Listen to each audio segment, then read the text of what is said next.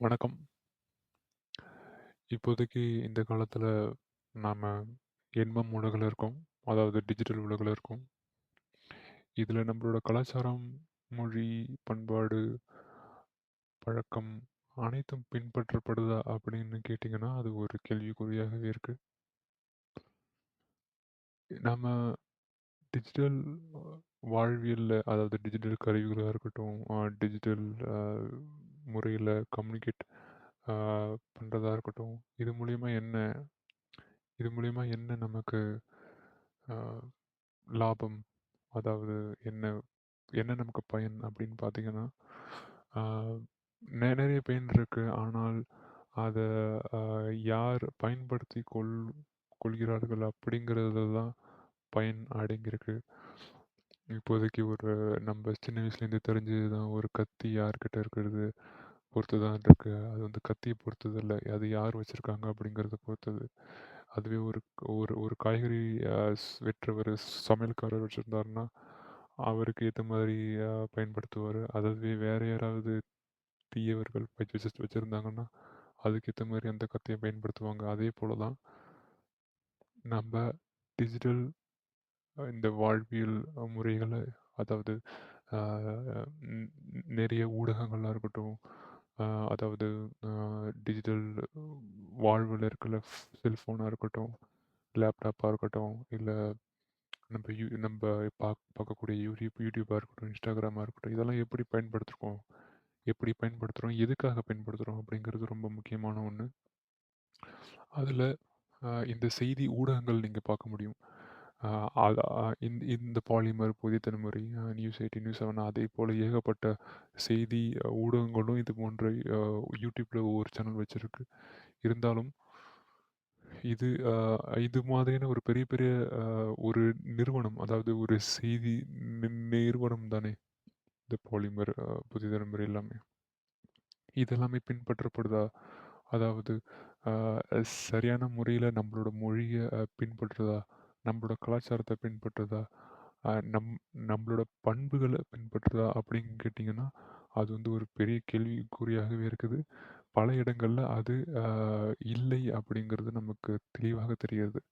அதுல ஒரு சின்ன எடுத்துக்காட்டு தான் நான் உங்களுக்கு முன்னாடி வச்சிருக்கேன். அதாவது அ நான் இப்ப வந்து YouTubeல பாலிமர் நியூஸ் அப்படிங்கிற ஒரு செய்தி சேனல் எடுத்திருக்கேன். இதுல அ பாலிமர் வந்து குறிப்பாக நம்ம தமிழ்நாட்டுக்கு அ ஒரு ஒரு செய்திய பரப்புது. அதாவது செய்தினா மத்தவங்கள்ட்ட தகவல குடுக்குது. மக்கள்கிட்ட தகவல குடுக்குது.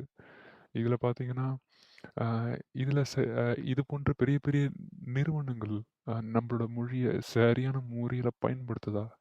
அப்படிங்கிறத நம்ம பார்க்கணும். இதுல ஒரு சின்ன எடுத்துக்காட்டு பாருங்களேன். 2000 லஞ்சம். லஞ்சம்ங்கிறது அது வந்து அ நம்ப சொல் கிடையாது. ல எந்த தமிழ் சொல்லும் துவங்காது. அதை நம்ம கருத்தில் கொள்ளணும். கையூட்டு அப்படின்னு பயன்படுத்தலாம். எஸ்ஐக்குன்னு போட்டிருக்காங்க. காவல் உதவி ஆய்வாளர் அப்படின்ட்டு அவங்க பயன்படுத்தலாம். ஆனா பயன்படுத்துறதில்ல. அதையும் நீங்க பார்க்கணும். இது பாருங்க. நீதிமன்றம் கொடுத்த நச்சு தீர்ப்பு. அ இது வந்து ஒரு சரியான முறையில தகவல சேர்க்குதா அப்படிங்கிறத நீங்க பார்க்கணும். நீதிமன்றம் கொடுத்த தீர்ப்பு அப்படின்னாலே முடிஞ்சு போச்சு. ஆனா இவங்க என்ன போட்டிருக்காங்கன்னா, நீதிமன்றம் கொடுத்த நச்சு தீர்ப்பு. ஆ இவங்க இது வந்து ஒரு தம்ப்நெயிலா தான் இந்த வீடியோவுக்கு வச்சிருக்காங்க. இருந்தாலும் உள்ள போயிட்டு நம்ம என்ன செய்தி பார்க்கணும் அப்படிங்கிறது அடுத்தது. ஆனால் இந்த அ தம்ப்நெயில்லயே ஏகப்பட்ட விஷயங்கள் பரப்பப்படுது. இதுவும் ஒரு மோட் ஆஃப் கம்யூனிகேஷனா தான் நம்ம பார்க்கணும். அப்படி பார்க்கும்போது, இந்த இது மாதிரியான ஒரு சின்ன சின்ன விஷயங்கள நம்ம மாத்திக்கணும். முக்கியமா இது போன்ற பெரிய பெரிய நியூஸ் சேனல்ஸ்லாம் இப்படி பண்ணும்பொழுது நமக்கு மிகுந்த வருத்தமா அளிக்குது. அதே நேரத்தில நம்ம மொழிகளும் கண் முன்னே அ தேய்ந்து போய்ந்து அ தேய்ந்து போயிட்டுருக்கு அப்படிங்கிறத நம்ம கருத்தில் கொள்ளணும். இத பாருங்க. பிரேக்கிங் போட்டிருக்காங்க. சரி, அதுக்கு நீங்க முதன்மை செய்தி அப்படின்னு போடலாம். அத விட்டுட்டாங்க. இங்கிலீஷ்ல போட்டாங்க. அப்புறம் போலீஸே அது அது ஒரு ஆங்கில சொல். அத நீங்க வந்து தமிழ்ல அப்படியே பண்ணக்கூடாது. நீங்க வந்து காவல்துறை அப்படின்னு ஒரு முழுமையா போடணும். அதாவது முழுமையா மொ அ மொழிய பெயர்ப்புக்கு உள்ளாகணும். எஸ்எஸ்ஐ எல்லாமே லஞ்சம்.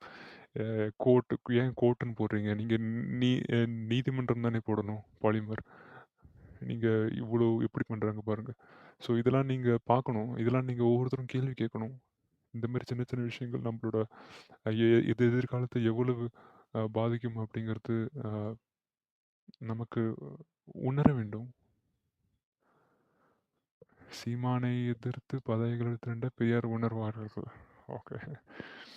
அதாவது சீமான் தான் நமக்கு எனக்கு தெரிஞ்சு தமிழுக்காக ஒரு பெரிய அமைப்பு வச்சு அ தமிழ்னா தமிழ் மொழிக்காக மட்டும் இல்ல. அ வளம், மக்கள், நிலம், அ கலாச்சாரம், பண்புகள் இது அனைத்தையும் கொண்டு வரது மீட்கிறது அவர தான் நான் பார்க்குறேன். அவருக்கு போயிட்டு இவ்வளோ எதிர்ப்பா? அவர் வந்து பெரியார் சொன்னது தானே சொன்னாரு. அவர் ஒண்ணும் புதுசா சொல்லலையே! அப்படி உங்களுக்கு ஆதாரம் எல்லாம் உங்கள்ட்ட தான் இருக்கு அப்படின்னு சொல்றாங்க. அப்புறம் ஏன் அந்த பெரியார் எ எழுதின புத்தகத்தெல்லாம் அரசுடைமையாக்கல? நீங்க மக்களிட வெளியிட செய்யலாமே! ஆனா அப்படி செய்ய முடியாது. ஏன்னா அவ்வளவு கருத்துக்கள்லாம் ரொம்ப மோசமா இருக்கும் அப்படின்ட்டு நமக்கே தெரியுது. பெரியாரோட அதாவது பெரியார பற்றி நன்கு தெரிந்தவர்கள் அவங்களுக்கு புரியும். அ அப்படி இல்ல எனக்கு தெரியாது அப்படின்னு சொல்றவங்க தெரிந்து கொள்ளுங்கள். பெரியார் என்னென்ன சொன்னாரு அப்படின்ட்டு. கெட்டது, தீயது அது அடுத்தது. முதல்ல என்ன சொன்னாரு அப்படிங்கிறத நீங்க தெரிந்து கொள்ளணும். அத தெரிந்து கொள்ளுங்க. கடலில் கிடைத்த பொக்கிஷம். ஷ, ச இது எல்லாமே வடமொழி எழுத்துக்கள். அதுக்கு இணையான தமிழ் சொற்கள நீங்க பயன்படுத்தணும். பொக்கிஷம் அப்படின்னு பயன்படுத்தலாம் நம்ம தமிழ் சொற்கள். அதிசயம் பயன்படுத்தலாமா? அல்லது அரிய பொருள் அப்படின்னு பயன்படுத்தலாமா? அல்லது புதையல் அப்படின்னு பயன்படுத்தலாமா? ஆ, இது போன்ற நீங்க தான் அத முடிவு செய்து பயன்படுத்தணும். சென்னையில் பரபரப்பு மதுபான கூடத்தில் சூறையாடிய ரவுடிகள். சூறையாடிய ரவுடிகள்னு போட்டிருக்கீங்க. சூறையாடிய சமூக விரோதிகள் அப்படின்னு நீங்க போடலாம். ரேல எந்த தமிழ் சொல்லும் துவங்காது. அதை நீங்க மனதில் வைத்துக் கொள்ளணும். மினிஸ்டர் வந்தாதான் அவசர அவசர கிளீனிங்கா கொந்தளித்த பொதுமக்கள். சரி அவங்க அவங்க பேசுறத நீங்க அப்படி போட்டுருங்க. இருந்தாலும் இந்த எழுத்துப்பூர்வமா நீங்க எழுதும் பொழுது அத நீங்க தமிழ்ல எழுதணும். அதாவது அமைச்சர் வந்தால் தான் அவசரமாக சுத்தம் செய்வீர்களா அப்படின்னு போட்டிருக்கலாம். ஆனா நீங்க போடல. ஆனா மினிஸ்டர் அப்படின்ட்டு அப்படி எழுத்துல போட்டிருக்கீங்க. மொழி தெரியல, மகனையும் காணல, ஒரு வாரமா தேடி அலையும் தாயின் பாச போராட்டம். இதெல்லாம் அதாவது நம்ப நம்பள்ல சிலரும் வேற ஸ்டேட்ல போயிட்டு வேலை செய்றோம். ஆனா பெரும்பாலான வட மாநிலத்தவர்கள் தான் நம்ம தமிழ்நாட்டுல வந்து வேலை செஞ்சுட்டு இருக்காங்க. அதாவது கூலி தொழிலாளர்களா இருக்காங்க. அதாவது பிசிக்கல் ஜாப் அப்படி பார்க்கும் பொழுது அவங்க தான் பெரும்பாலும் இருக்காங்க. அதனால அவங்களுக்குன்னு ஒரு சட்ட வரையறை கொண்டு வரணும். அவங்களுக்குன்னு ஒரு ஐடென்டி கார்டு அந்த மாதிரி கொண்டு வரணும். அவங்க வந்து இப்போ திடீர்னு இந்த மாதிரி இப்போ ஒரு குழந்தையோ காணாம போயிடுச்சு, இல்லைன்னா இதில் ஒரு சமூக விரோத செயல் நடந்துடுச்சு அப்படின்னா நம்ம வந்து ஒரு ஐடென்டிட்டி இருக்கும். அவங்க யார், எதுக்காக வந்தாங்க, எவ்வளோ எவ்வளோ நேரம் இருப்பாங்க எல்லாமே. அதனால நம்மலாம் நம்ம அரசாங்கம் தான் அதை செய்தணும். ஆனால் நம்மள அரசாங்கமே அ நம்ப அதாவது நம்பளுக்கு ஆதரவா செயல்படல அப்படிங்கிற மாரி தான் தெரியுது. அதாவது தமிழ்நாட்டை அதாவது உங்க உங்க ஒரு எடுத்துக்காட்டுக்கு சொல்றேனே, உங்க வீடு இருக்கு, உங்க குடும்பம் இருக்கு, உங்க வீட்டுல என்னென்ன நடக்குது, இதுக்கு முன்னாடி வீடு எப்படி இருந்துச்சு, உங்க வீடு எப்படி கட்டமைக்கப்பட்டது, உங்க உங்க உங்க தாத்தா பாட்டி யாரு, உங்க உங்க தாத்தா பாட்டியோட பரம்பரை என்ன, அவங்களோட பின்புலம் என்ன, அவங்களோட பண்புகள் என்ன, எல்லாமே உங்களுக்கு தான் தெரியும். இது எல்லாத்தையும் விட்டுட்டு வேறு பக்கத்து வீட்டுக்காரர கொண்டு வந்து நீங்க ஒரு குடும்ப தலைவரா போட்டா, அவங்களுக்கு அந்த அந்த குடும்பம் இதுக்கு முன்னாடி எப்படி இப்படி இருந்தது, அதோட அதோட வரலாறு தெரியாது. அதாவது எந்த எந்த பொருள் எந்த இடத்துல இருந்தது அப்படின்னு தெரியாது. அந்த பொருளோட மதிப்பு தெரியாது. மக்களோட பண்புகள் தெரியாது. ஆனா அவங்களோட பண்புகள், அதாவது பக்கத்து வீட்டுக்காரரோட பண்புகள் தான் நம்ப வீட்ல திணிப்பாங்க. அதே போல தான் நம்ம தமிழ்நாட்டிலயும் இப்போதைக்கு நடந்துட்டுருக்கு. இப்போ வந்து இந்த மாரி திராவிடம், அப்படின்ட்டு கொண்டு வராங்க. திராவிடம் அப்படிங்கிறது அது ஒரு அது அது ஒரு மோசமான சொல். எப்படி சொல்றது? அது வந்து நம்ம தமிழ் அழிக்க வந்த சொல்ல தான் நான் பார்க்கிறேன். அ ஏகப்பட்ட அவங்களோட பண்புகள் இப்போ வந்து பெரியாரே எடுத்துப்போமே. இந்த பெரியாரே ஏகப்பட்ட இடத்துல சொல்லியிருக்காரு. இந்த தமிழுக்கு எதிரா பேசியிருக்காரு. தமிழ் மொழிக்கு எதிரா பேசியிருக்காரு. நம்மளோட தமிழ் தாய்க்கு எதிரா பேசியிருக்காரு. நம்மளோட நம்ப பாரதியார பத்தி எதிரா பேசியிருக்காரு. நம்மளோட நம்மளோட சிலப்பதிகாரத்த பத்தி எதிரா பேசியிருக்காரு. இப்போ அ அ பெரியார் வந்து நம்ம நாட்டவர் கிடையாது. அவர் வந்து தமிழன் கிடையாது. அவர் வந்து ஒரு கன்னடர். இருந்தாலும் வேறு மாநிலத்திலேருந்து இங்க வர்றதுனால வரலாம். ஆனால் வந்து அவங்களுக்கு உண்டான வேலைகள பார்த்துக்கிட்டு அமைதியா இருந்தா நல்லது. ஆனா, இங்க வந்துட்டு இது அது அது சரியில்ல, இது சரியில்ல அப்படின்னு சொல்றது அது எவ்விதத்துல நியாயமா இருக்கும்? நம்மளோட தமிழ் கலாச்சாரம், பண்புகள் அது தமிழனுக்கு மட்டும் தானே தெரியும். நீங்க போயிட்டு ஒரு அ வேறு இடத்துல போயிட்டு நின்னு இருந்துக்கிட்டு, நீங்களே அவங்கள பத்தி குறை சொன்னா எப்படி இருக்கும்? அவங்கள பத்தி தெரிஞ்சுக்கிட்டு குறை சொன்னாலும் பரவால்ல. ஒண்ணுமே தெரியாம குறை சொன்னா அவங்களுக்கு சும்மா சும்மா பாத்துக்க சும்மா இருப்பாங்களா? அதே போல தான் சீமான் அவர்களும், இல்ல நம்பள்ல பலர் தமிழ் சா அ ஆதரவாளர்களும் இப்படி கொந்தளிக்கிறாங்க. அத நீங்க புரிந்து கொள்ளணும். அவதூறு பேசுனதுக்கு நீதிமன்றம் அ எப்படியெல்லாம் சொல்லுது பாருங்க. இதெல்லாம் அவதூறு அப்படின்னு சொல்லுது நீதிமன்றம். அந்த வழக்கையும் எடுத்துக்குது. அதாவது பெரியார் சொன்னது தானே சொன்னாரு. அப்போ பெரியார் சொன்னதுக்கே நீங்க இப்படி கொந்தளிக்கிறீங்கன்னா, அப்போ அ பல கட்சிகள் வந்து பெரியாரை தலைவரா வச்சு அ போயிட்டுருக்கு. அதுக்கு உங்களோட பதில் என்ன? அப்போ பெரியார் அதாவது பெரியார் சொன்னது தானே அவங்களும் பின்பற்றுவாங்க. அதெல்லாம் நம்ம யோசிச்சு பார்க்கணும். ஆமா. இப்ப வந்து நாம் தமிழர் கட்சி வள் வளருது அப்படின்னு தெரிஞ்ச உடனே, உடனே சீமானுக்கு எதிராவோ, இல்ல தமிழ் அமைப்புகளுக்கு எதிராகவோ எல்லாத்தையும் கிளப்பி விடுறது. எல்லாமே கிளப்பி விடுறது இந்த அ ம பிற மொழி இனத்தவர்கள் தான் அப்படிங்கிறதையும் நீங்க புரிந்து கொள்ளணும். அதாவது தெலுங்கா இருக்கட்டும், கன்னடாவா இருக்கட்டும். நம்மளோட வீட்ல இருக்கிற வரைக்கும் தான் நமக்கு நல்லது. நீங்க ஃபாரின் போறீங்கல்ல, ஏகப்பட்ட பேர் ஃபாரினோ, இல்ல வெளிநாடோ, இல்ல வெளி ஊரோ, ஏன் வெளி கிராமத்துக்கு கூட போங்களேன். ஆனா, நம்ம ஊர்ல கிடைக்கிற மரியாதையோ, இல்ல சுதந்திரமோ வராது மத்த இடத்துல. அதனால அதுக்கு தகுந்த மாரி நீங்க ஆ பார்க்கணும். யோசிச்சு பார்க்கணும். நீங்க முடிவெடுக்கணும். உங்களோட பிள்ளைகளுக்கு சிறு சிறு ஆ சொற்கள சொல்லுங்க. இத பாருங்க பைக்ல சென்ற கல்லூரி மாணவர்கள். இருசக்கர வாகனத்தில் சென்ற கல்லூரி மாணவர்கள் அப்படின்னு சொல்லலாமே. அதெல்லாம் நீங்க யோசிச்சு பார்க்கணும். ஆ அதேபோல நம்ப நாகரிகமாகவும் பேசணும். இங்க பாருங்க, இவர் வந்து ஒரு திமுக பொறுப்புல இருக்கக்கூடிய ஒரு நபர். ஆ விஜய் அ அ பரந்தூர்ல போயிட்டு இப்போ சமீபத்தில மக்கள பார்த்து அவங்கட்ட உரையாடிட்டு வந்தாங்க. விஜய் மக்கள் கூட நிப்பாரு அப்படிங்கிறதையும் சொல்லிட்டு வந்தாங்க. ஆனா, இவங்க வந்து இப்ப விஜய், சீமான்லாம் கருத்தியலோடு தான் ஆ மோதுறாங்க. அதாவது நீ செய்றது தவறுனா ஏன் தவறு? இது வந்து எப்படி நம்ம சரி செய்யலாம் அப்படின்ட்டு. ஆனா, இவங்க சொல்றது எப்படின்னு பாருங்க. இது மாதிரியான ஒரு திமுக அல்லது இந்த திராவிட கட்சிகள்லாம் எப்படி சொல்லுதுன்னா, இத பாருங்க நீ யாரு? உங்க அப்பா யாரு? இது இப்படியா பேசுவாங்க? இது வந்து ஒரு பண்பு இல்லாத, ஒரு நாகரிகமற்ற ஒரு பேச்சு. அது ஒரு உரை. அப்படிதான் நம்ம பார்க்க வேண்டும். அ கருத்தியல்னா, கருத்தியல் தான் ஓடு தான் நம்ப மோதணுமே தவிர, அம் ஒரு ஒரு ஒருமையில பேசுறதோ, அல்லது இழிவா பேசுறதோ கூடாது. கருத்தியல்னா கருத்தியல். அவ்வளோதான். அவங்களும் மனிதர், நம்பளும் மனிதர். உயிருக்கு எல்லாருக்கும் அ ஒரு அடிப்படை மதிப்பு தரணும். சும்மா முன்னாடி ஒண்ணு பேசுறது, பின்னாடி ஒண்ணு பேசுறது, அதெல்லாம் கூடாது. அதெல்லாம் நம்ம தமிழ் பண்புல ஒரு அ ன் நல்ல பண்புகளா பார்க்கப்படாது. அப்படி பேசுபவர்கள் நீங்க யோசிச்சுக்கோங்க. அ நீங்க எப்படி பேசுறீங்க அப்படின்ட்டு. அதையும் நம்ம பார்க்கணும். அ பலி தூத்துக்குடி 10 பேர் பலி.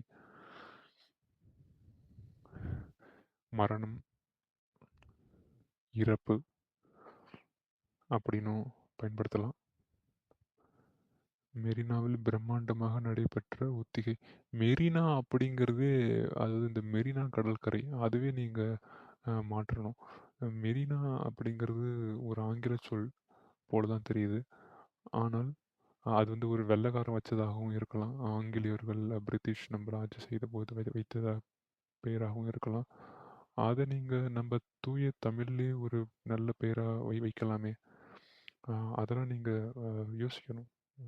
இதெல்லாம் சின்ன சின்ன விஷயங்கள் பின்னாடி பெருமளவுல பாதிக்கும். செல்போனை வாங்கிய தலைமை ஆசிரியர் கொலைவெறியோடு மிரட்டிய +1 மாணவன். செல்போனை அலைபேசினை பயன்படுத்தலாமே! அதாவது நீங்க எழுத்துல தான் சும்மா ஆ தமிழ் எழுத்துக்களாக சொல்றீங்க. ஆனா உச்சரிப்பு வந்து ஆங்கிலம் தான். அதுல எந்த பயனும் இல்ல. அதுல நீங்க முக்கியமா பார்க்கணும்.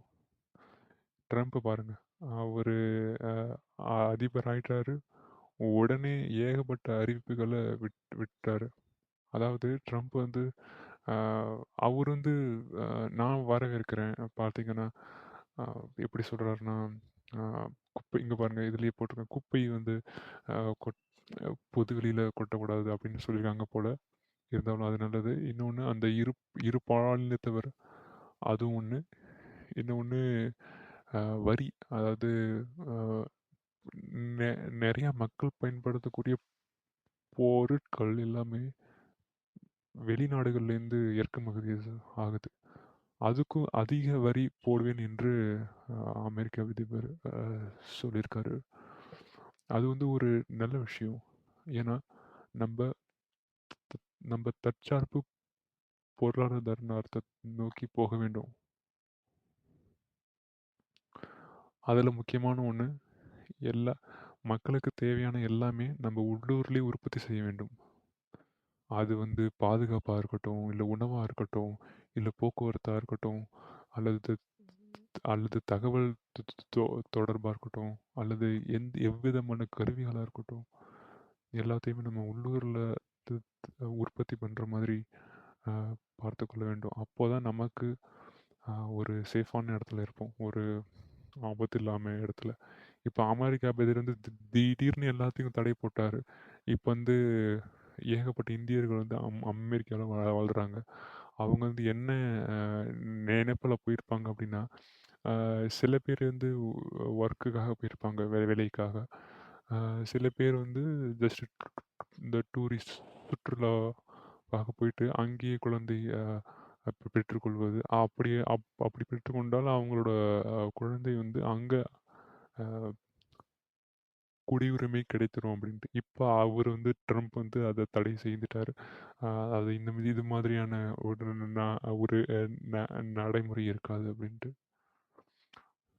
ஆனா நீங்க உங்கள தான் நம்பணும். நீங்க வந்து வேற ஒரு நாட்டையோ, அல்லது வேற ஒரு மக்களையோ, அல்லது வேற ஒரு அ எப்படி சொல்றது? மொ மொழியோ, கலாச்சாரத்தையோ நம்பக்கூடாது. நம்ம என்ன பின்பற்றணும்? நம்ப அப்பா, அம்மா என்ன பின்பற்றுனாங்க? நம்மளோட முன்னோர்கள் என்ன பின்பற்றுனாங்க? நம்மளுடைய மொழி எது? அத தான் நீங்க பின்பற்றணுமே தவிர, இத விட்டுட்டு அவங்க என்ன ஓஹோ! அங்க நல்லா இருக்கு. இக்கரைக்கு அக்கரை பச்சை மாரி. அந்த வெளிநாட்டவர்கள்லாம் அந்த நம்மளோட தமிழ் மொழியும், கலாச்சாரத்தையும், வரலாறையும் பார்த்துட்டு அவ்வளோ ஆச்சரியப்பட்டு போறாங்க. இந்த பூம்புகார்லேருந்து இப்ப கூட ஒரு 40, 50 கிலோமீட்டருக்கு கடல்ல அ அங்க நெறைய கட்டமைப்புகள்லாம் கண்டுபிடிச்சிருக்காங்க. அதெல்லாம் ரொம்ப ஒரு ஆச்சரியமானது. அது குறைந்தது 12 15,000 ஆண்டுகளுக்கு முந்தியதுன்னு சொல்றாங்க. அப்படி பார்க்க போனா நம்மளோட தமிழ் மொழி தான் இருக்கிறதுலயே உலகத்திலேயே நம்மளோட தமிழ் மொழி மட்டும் இல்ல. நம்மளோட தமிழ் மொழி, கலாச்சாரம் எல்லாம் அனைத்துமே ஒரு உலகத்தின் முதல் தோன்றியதாக இருக்கும். ஒரு உலகத்தின் முதல் நா நாகரிக வளர்ச்சி அது தமிழாக மட்டும் தான் இருக்க முடியும். அது மட்டும் உறுதியாயிட்டா. அதனால மேலும் மேலும் அந்த ஆய்வுகள நம்ப அரசு செய்யணும். ஆனா இப்போதைக்கு உள்ள ஒரு ஆட்சியாளர்களாக அத வந்து அ ஒரு விரும்பி செய்ய முடியாது. ஏன்னு வச்சுக்கோங்களேன், இப்போ நான் முன்னாடி சொன்ன மாரி தான். உங்க வீட்ட வந்து இன்னும் ஒருத்தர் வந்து தலைமை பொறுப்பை ஏற்கிறாரு அப்டின்னா, அவரு ஏன் உங்கள் வீட்ல உள்ள வரலாற்ற எடுத்து தோண்டி எடுக்கணும்? அப்படித்தான் அவரு யோசிப்பாரு. அதனால நம்ம இடத்த நம்ப ஆண்டா தான் நம்மளோட வரலாறு வெளி உலகத்துக்கு வரும். நம்மளோட பண்புகள் நிலைநாட்டப்படும்.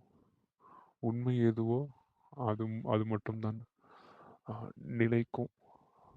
நீங்க நீங்க அங்கேயும் இங்கேயும் கலாச்சாரத்துக்கு கலாச்சாரம் இந்த ஜீன்ஸ் பேண்ட் அவங்க இந்த அ ஆ ஆங்கிலர்களாக ஜீன்ஸ் பேண்ட் போடுறது, பேண்ட் போடுறது, அப்புறம் இந்த இப்போதைக்கு உள்ள நகரத்தில வாழக்கூடிய பெண்கள்லாம் அ அரைகுறை ஆடையோட செல்வது, அதெல்லாம் அதெல்லாம் முற்றிலும் நீங்க யோசிக்க வேண்டிய ஒரு விஷயம்.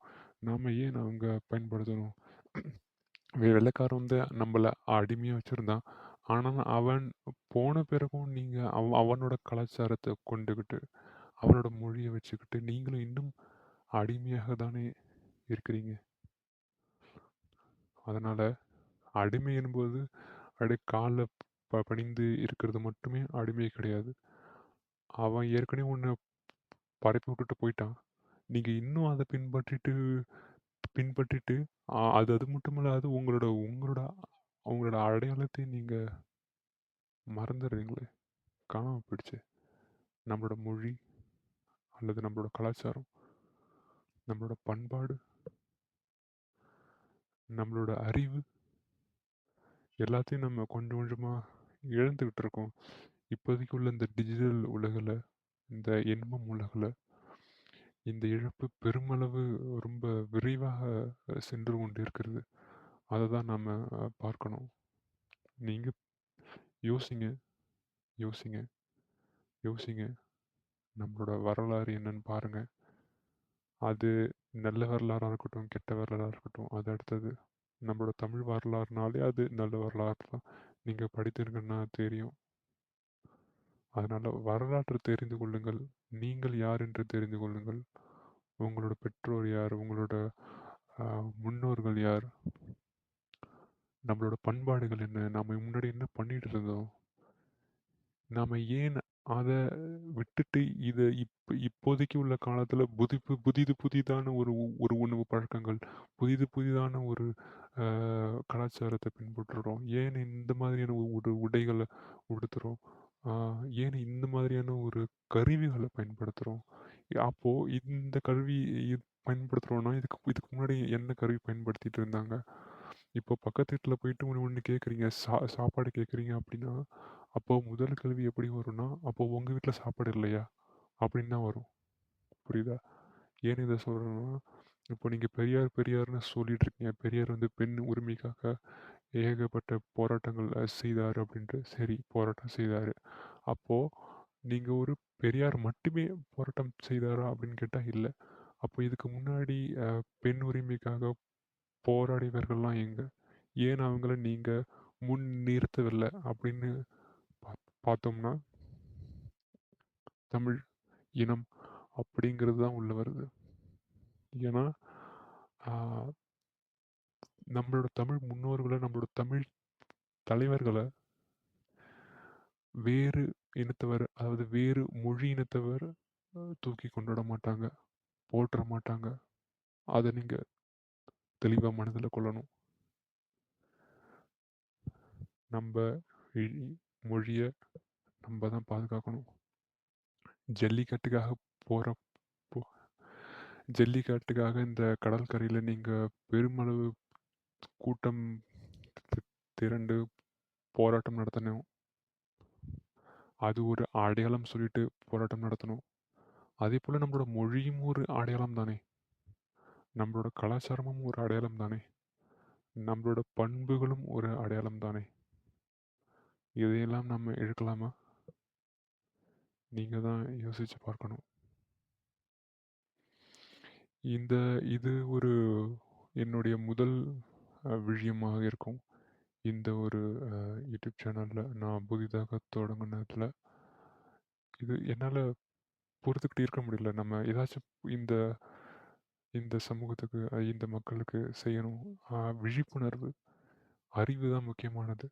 நீங்க விழிப்புணர்வ மட்டும் ஆ ஏற்படுத்திட்டீங்க அப்படின்னா மக்கள்கிட்ட, மக்களே தானா எல்லாத்தையும் செய்ய ஆரம்பிச்சுருவாங்க. ஆனா, இப்போதைக்கு உள்ள ஒரு அரசியல் சூழ்ச்சிகள்னால, ஏகப்பட்ட தனியார் நி நி நிறுவன சூழ்ச்சிகள்னால, நம்ம வந்து இன்னும் ஒரு அறியாமையிலேயே இருக்கிற மாதிரியான ஒரு சூழ்நிலையை அவங்க ஏற்படுத்தி விட்டார்கள். இதுக்கு முன்னாடி அதாவது அ நம்மளோட தமிழ் முன்னோர்கள், அரசர்கள் எல்லாருமே ந நல்ல முறையில தமிழ்நாட்ட வச்சிருந்தாங்க. எங்கேயும் மலைகள வெட்டி கொண்டு போல. எங்கேயும் க க கழிவுகள கொண்டு போயிட்டு கடல்லயோ, ஆறுலயோ விட்டு ஆறுலயோ, குளத்துலயோ விட்டு நாசமாக்கல.